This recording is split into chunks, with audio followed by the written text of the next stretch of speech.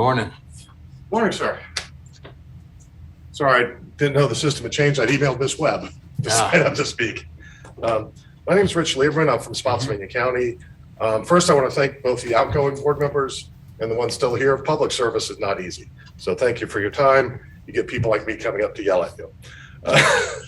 I'm here to follow up on your statements about the licensure of Mark Taylor in Spotsylvania County.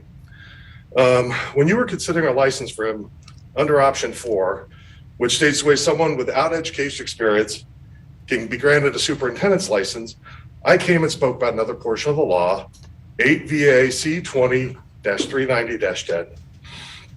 It showed additional requirements in the law above option 4 that Mark Taylor did not meet. For example, experience, saying he had to have at least 5 years of education experience, saying he had to have it within the past 4 years. When I spoke about it before you granted the license, you guys ignored it. You focused on his social media post.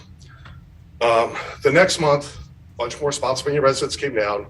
Myself and another person spoke about this law. And Mr. Gecker, you said, yes, it does seem to be in conflict with what this board did. And you were going to send it to the Attorney General and get an opinion.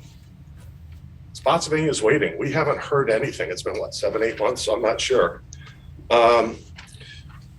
So I did a FOIA, and the information, so the Spotsylvania sent this code that I'm talking about to John Russell, who was, I believe, was a special superintendent for the then, he was a special assistant to the then state superintendent.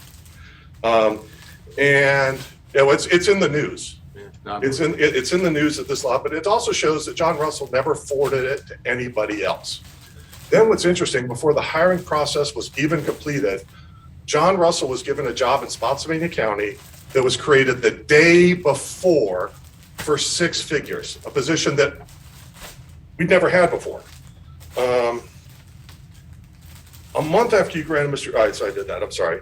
Since the time of all this, while we're waiting for you to answer, Spotsylvania has spiraled. Parents are now being harassed by senior staff, including John Russell, both in person and online.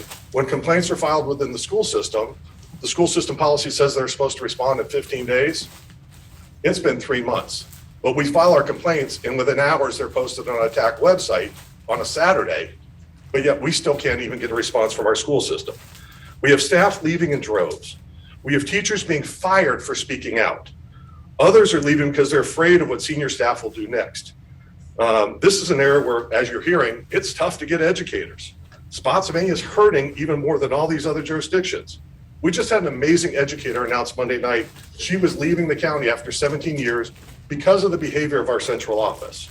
I don't know if you remember, but Spotsylvania had the State Teacher of the Year in 2023. This park. Guess what? She's leaving Spotsylvania County. When will you help us? When will you step up and fix this? Give us an answer. Thank you. Thank you. Anybody else? I'm just gonna, so everybody can get one. Pass it around. Thank you.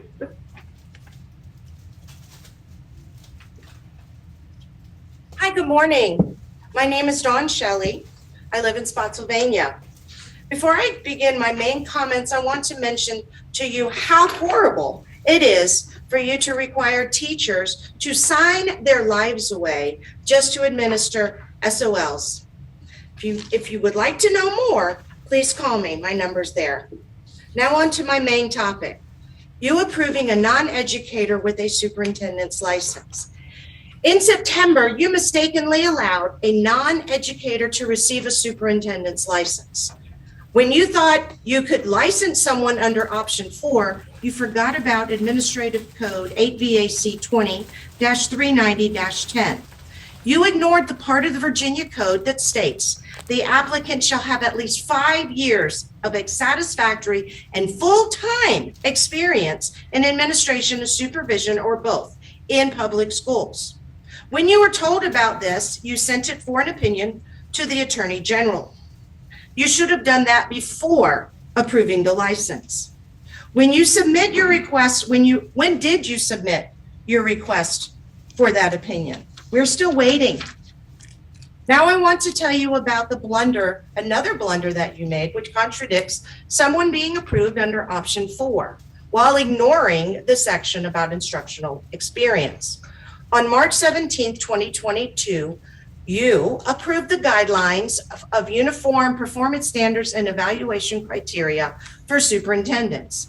In the guidelines that you approved, the word instructional was stated 49 times. The term instructional leadership was stated 14. A few statements from your guidelines include, while not directly influencing student achievement and instruction, the superintendent is an instructional leader who must focus on increasing effectiveness.